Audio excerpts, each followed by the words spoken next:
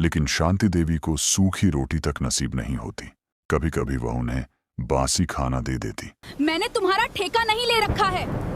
तेरा बेटा शहर में मजे कर रहा है और यहाँ मुझे तेरी सेवा करनी पड़ रही शांति है। देवी गांव के किनारे एक पुराना सा मिट्टी का घर था। उस घर में शांति देवी नाम की एक बूढ़ी औरत रहती थी। उम्र लगभग 65 साल रही होगी। चेहरे पर गहरी झुर्रियां थीं और आंखों में बरसों की तकलीफ छुपी हुई थी।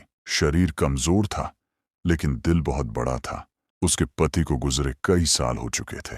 अब उसकी पूरी दुनिया सिर्फ उसका बेटा अर्जुन था। अर्जुन बहुत मेहनती और अपनी मां से बेहद प्यार करने वाला लड़का था। गांव में छोटी मोटी मजदूरी करके वह किसी तरह घर चलाता था। जब अर्जुन की शादी राधिका से हुई तो शांति देवी को लगा कि अब उनके घर में खुशियां लौट आएंगी। उन्हें लगा कि अब बहू बेटी बनकर उनका सहारा बनेगी। शुरू शुरू में राधिका बहुत मीठा बोलती थी। वह शांति देवी के पैर दबाती और गांव वालों के सामने उनकी खूब इज्जत करती। शांति देवी मन ही मन भगवान का शुक्रिया अदा करती थी कि उन्हें इतनी अच्छी बहू मिली। लेकिन घर की गरीबी धीरे धीरे सबके चेहरे से खुशी छीनने लगी। बरसात में घर की छत टपकती थी और कई कई दिन चूल्हा तक नहीं जलता था। अर्जुन दिन रात मेहनत करता लेकिन खर्च पूरे नहीं पड़ते थे। आखिर एक दिन उसने फैसला किया कि वह शहर जाकर काम करेगा। उसने अपनी माँ के सामने हाथ जोड़कर कहा, माँ, अगर मैं यहाँ रहा तो हम जिंदगी भर गरीब ही रहेंगे। मैं शहर जाऊंगा और पैसे कमाकर तुम्हें अच्छा जीवन दूंगा। शांति देवी की आंखों में आंसू आ गए। उन्होंने कांपते हाथों से बेटे के सिर पर हाथ रखा और बोली, बेटा, अपना ख्याल रखना, मुझे तेरी बहुत चिंता रहेगी।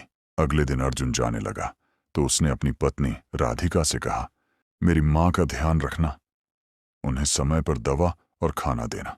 अब वो बूढ़ी हो गई हैं। राधिका ने मुस्कुराकर हामी भर दी और अर्जुन शहर चला गया। शुरू के कुछ महीने सब ठीक रहा। अर्जुन हर महीने पैसे भेजता और फोन पर माँ से बात करता। लेकिन धीरे धीरे राधिका का व्यवहार बदलने लगा। अब उसे शांति देवी बोझ लगने लगी थी। वह सोचती कि बूढ़ी औरत सिर्फ खर्च बढ़ा रही है। राधिका अच्छे कपड़े पहनती, अपने लिए मिठाइयाँ और सामान लाती, लेकिन शांति देवी को सूखी रोटी तक नसीब नहीं होती। कभी कभी वह उन्हें बासी खाना दे देती और खुद स्वादिष्ट खाना खाती। शांति देवी सब कुछ चुपचाप सहती रहीं, क्योंकि वह अपने बेटे को परेशान नहीं करना चाहती थी। अर्जुन जब भी फोन करता तो वह हमेशा यही कहती, मैं बहुत खुश हूं बेटा, तेरी पत्नी मेरा बहुत ध्यान रखती है। लेकिन असलियत कुछ और थी। राधिका अब छोटी छोटी बातों पर चिल्लाने लगी थी। दिन भर बैठी रहती हो, थोड़ा काम भी कर लिया करो, वह ताने मारती। एक दिन तो उसने शांति देवी से पूरे आंगन की सफाई करवाई, जबकि बूढ़ी माँ के पैरों में सूजन थी। धीरे धीरे राधिका का दिल इतना कठोर हो गया कि उसे अपनी सांस की तकलीफ दिखाई ही नहीं देती थी। एक रात की बात है, बाहर तेज आंधी और बारिश चल रही थी। आसमान में बिजली चमक रही थी। उसी समय राधिका का किसी बात पर गुस्सा फूट पड़ा। उसने खाना खाते समय शांति देवी की थाली जमीन पर फेंक दी और चिल्लाई, मैंने तुम्हारा ठेका नहीं ले रखा है। तेरा बेटा शहर में मजे कर रहा है और यहाँ मुझे तेरी सेवा करनी पड़ रही है। शांति देवी डरते हुए बोली, बहू, मैंने क्या किया है? मेरी बात ध्यान से सुन, मैं तो बस 2 वक्त की रोटी खाती हूँ। लेकिन राधिका का गुस्सा शांत नहीं हुआ। उसने शांति देवी का हाथ पकड़ा और उन्हें दरवाजे तक घसीट ले गई। बूढ़ी मां रोती रही, लेकिन राधिका ने उन्हें बारिश में धक्का देकर बाहर निकाल दिया। जा यहाँ से। जब तक अर्जुन वापस नहीं आएगा, इस घर में कदम मत रखना, उसने दरवाजा बंद करते हुए कहा। बाहर तेज बारिश हो रही थी। शांति देवी भीगती हुई दरवाजा पीटती रही। बहू, दरवाजा खोल दे, इतनी रात को मैं कहाँ जाऊंगी? मुझे बहुत ठंड लग रही है। लेकिन अंदर से कोई जवाब नहीं आया। उस रात शांति देवी गांव के बाहर एक पुराने बरगद के पेड़ के नीचे बैठकर रोती रहीं। अगले दिन उन्होंने फैसला कर लिया कि अब वह वापस उस घर में नहीं जाएंगी। उन्होंने गांव के बाहर खाली पड़ी जमीन पर मिट्टी और लकड़ियों से एक छोटी सी झोपड़ी बना ली। धीरे धीरे उन्होंने 2 बकरियां पाल लीं और गांव वालों के खेतों में काम करने लगीं। धूप हो या बारिश, वह दिन भर मेहनत करती। कभी धान रोपती, कभी घास काटती। बदले में गांव वाले उन्हें थोड़ा अनाज दे देते, जिससे वह अपना पेट पालती। गांव वाले उनकी हालत देखकर दुखी होते, लेकिन शांति देवी हमेशा मुस्कुरा देती।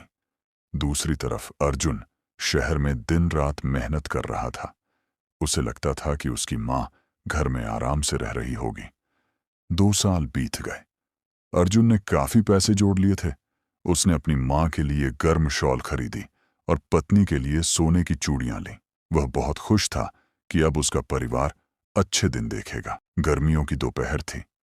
अर्जुन बस से उतरकर गांव की तरफ चल रहा था। रास्ते में उसे बहुत प्यास लगी। तभी उसकी नजर गांव के बाहर बनी एक छोटी सी झोपड़ी पर पड़ी। उसने सोचा कि वहां से पानी मांग लेता हूं। वह झोपड़ी के पास पहुंचा और आवाज लगाई, कोई है? थोड़ा पानी मिलेगा क्या? अंदर से एक कमजोर बूढ़ी औरत बाहर निकली। उसके कपड़े फटे हुए थे और चेहरा धूप से काला पड़ चुका था। जैसे ही अर्जुन की नजर उस औरत पर पड़ी, उसके होश उड़ गए। वह उसकी अपनी मां शांति देवी थी। अर्जुन के हाथ से बैग गिर गया।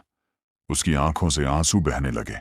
मां, तुम यहां इस हालत में? वह रोते हुए मां के पैरों में गिर पड़ा। शांति देवी भी बेटे को देखकर फूट फूट कर रोने लगी।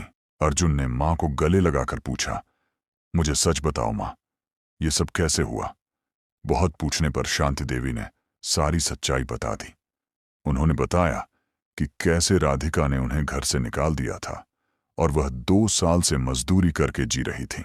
यह सुनकर अर्जुन का खून खौल उठा। वह मां को लेकर सीधे घर पहुंचा। घर पहुंचकर उसने पहले मां को बाहर बैठाया और खुद अंदर गया। राधिका ने जैसे ही अर्जुन को देखा, वह खुश होकर बोली, अरे आप आ गए। लेकिन अर्जुन का चेहरा गुस्से से लाल था। उसने पूछा, मां कहाँ है? राधिका घबरा गई, लेकिन झूठ बोलते हुए बोली, वो तो मंदिर गई हैं। अर्जुन जोर से चिल्लाया, झूठ मत बोलो, मैंने मां को अपनी आंखों से देखा है। वो गांव के बाहर झोपड़ी में रह रही है। राधिका डर के मारे कांपने लगी। अर्जुन ने गुस्से में कहा, जिस मां ने मुझे पालकर बड़ा किया, तुमने उन्हें घर से निकाल दिया। मुझे ऐसी पत्नी नहीं चाहिए। वह राधिका को घर से बाहर निकालने लगा। तभी शांति देवी अंदर आ गईं। राधिका रोते हुए उनके पैरों में गिर पड़ी। मां जी, मुझे माफ कर दीजिए, मुझसे बहुत बड़ी गलती हो गई। शांति देवी की आंखों में आंसू आ गए। उन्होंने बहू को उठाया और अर्जुन से बोली, बेटा, अगर हम भी इसे घर से निकाल देंगे तो फिर इसमें और हम में क्या फर्क रहेगा? इसे अपनी गलती का एहसास हो गया है। अर्जुन अपनी मां की ममता देखकर चुप हो गया। उसने राधिका को आखिरी मौका दिया। उस दिन के बाद राधिका पूरी तरह बदल गई। अब वह अपनी सास की खूब सेवा करती, समय पर दवा देती, अच्छा खाना बनाती और उनका पूरा ख्याल रखती। अर्जुन ने भी शहर जाना छोड़ दिया और गांव में ही छोटा कारोबार शुरू कर दिया। धीरे धीरे उनका घर फिर से खुशियों से भर गया। गांव वाले अब शांति देवी को दुखियारी नहीं, बल्कि सबसे भाग्यशाली मां कहने लगे, क्योंकि उन्होंने अपने प्यार और ममता से टूटे हुए परिवार को फिर से जोड़ दिया था। दोस्तों, इस चैनल को लाइक और सब्सक्राइब जरूर से कर देना